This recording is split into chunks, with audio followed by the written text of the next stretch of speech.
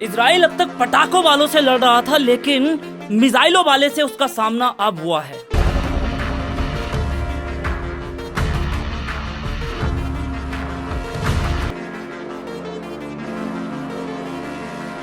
Israel के iron डोम, उसको Hezbollah ने अपनी मिसाइलों से टारगेट किया और उन्होंने इजराइल के एयर डिफेंस सिस्टम आयरन डोम को निशाना बनाया, और निशाना ना सिर्फ बनाया बल्कि उसको खत्म कर दिया, ब्लास्ट कर दिया।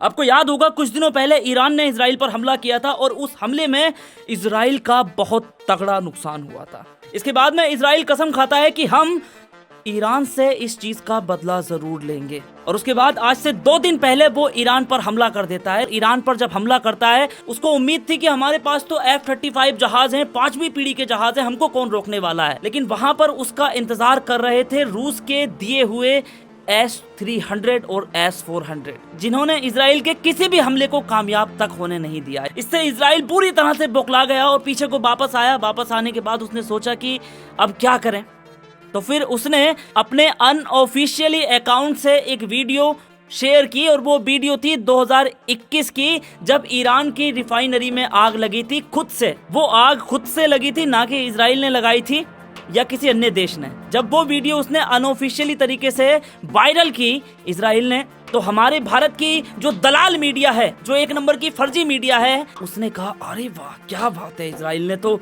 मजा आ गया, इजराइल ने तो ईरान पर हमला कर दिया और ये कर दिया और वो कर दिया, हजार तरह की बातें कि ईरान दुनिया के नक्शे से खत्म हो गया, ईरान को पूरी तरह से तबाह कर दिया, ईरान की अर्थव्यवस्था खत्म हो गई। लेकिन जब उस वीडियो के बारे में पता चला तो हमारे दलाल मीडिया एसोसिएशन की इतनी बदनामी हुई। लेकिन ये 1 नंबर के बेशर्म लोग हैं, इन्हें बदनामी से कोई फर्क नहीं पड़ता, इनको बस पैसा चाहिए। और इसकी देखम देख IT सेल पर जो नफरती कीड़े बैठे हैं, जिनका काम सिर्फ नफरत फैलाना है, सच और झूठ से जिन्हें मतलब नहीं है, उन्होंने इस वीडियो को वायरल करना शुरू कर दिया कि देखो ईरान पूरी तरह से तबाह हो गया, ईरान की रिफाइनरी तबाह हो गई, बिना ये बात जाने कि अगर ईरान और इजराइल में खुले तौर पर जंग शुरू हो गई तो इससे दुनिया की अर्थव्यवस्था पर क्या असर पड़ेगा, भारत की अर्थव्यवस्था पर क्या असर पड़ेगा। ईरान ही एकमात्र ऐसा देश है जो भारत को सबसे कम दामों में तेल देता है। अगर ईरान पर हमला होगा और उसने तेल की सप्लाई भारत के लिए रोक दी या किसी और देश के लिए, तो फिर भारत में तेल की कीमतें आसमान छूना शुरू कर देंगे, क्योंकि जो तेल आज हमको 100 रुपए लीटर मिल रहा है ना,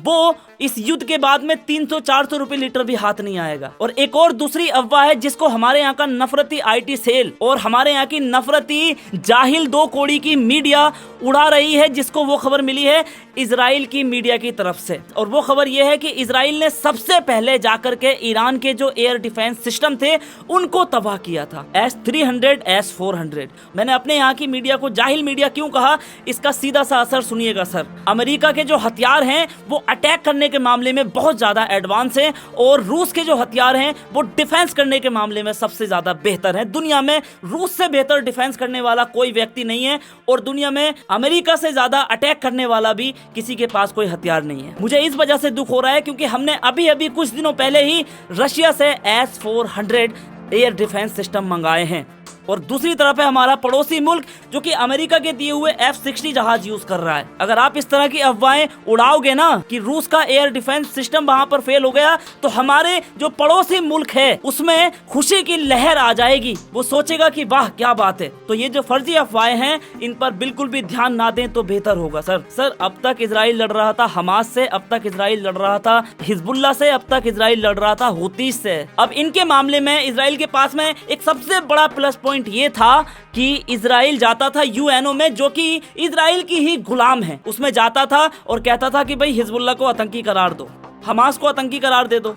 बोले ठीक है दे दिया।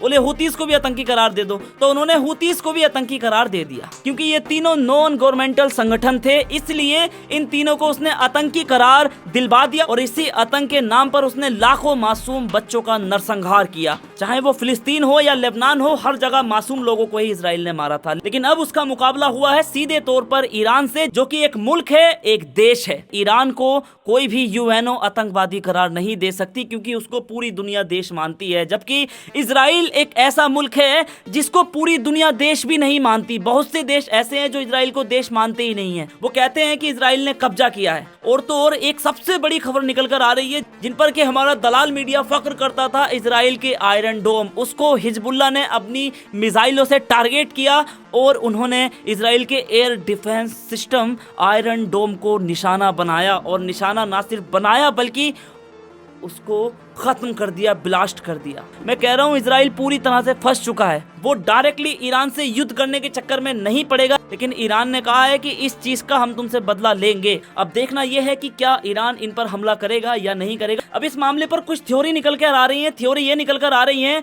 कि अमेरिका ने इजराइल और ईरान के बीच में एक सुलह का मामला रखा था और वो सुलह ये थी कि अमेरिका ने ईरान से कहा कि भाई देखो, पिछली बार जो तुमने ईरान का नुकसान किया है अपनी मिसाइलों से, उस नुकसान के बदले में इजराइल की हो रही है बहुत ज्यादा किरकिरी, तो यार तुम थोड़ा सा इधर उधर हमला करा लो। वेल दोस्तों, यहाँ तक आए हैं तो वीडियो अच्छी लगी है, और वीडियो अच्छी लगी है तो प्लीज चैनल को सब्सक्राइब करें, वीडियो को शेयर करें, लाइक करें। मिलते हैं अगली वीडियो में, तब तक के लिए जय हिंद।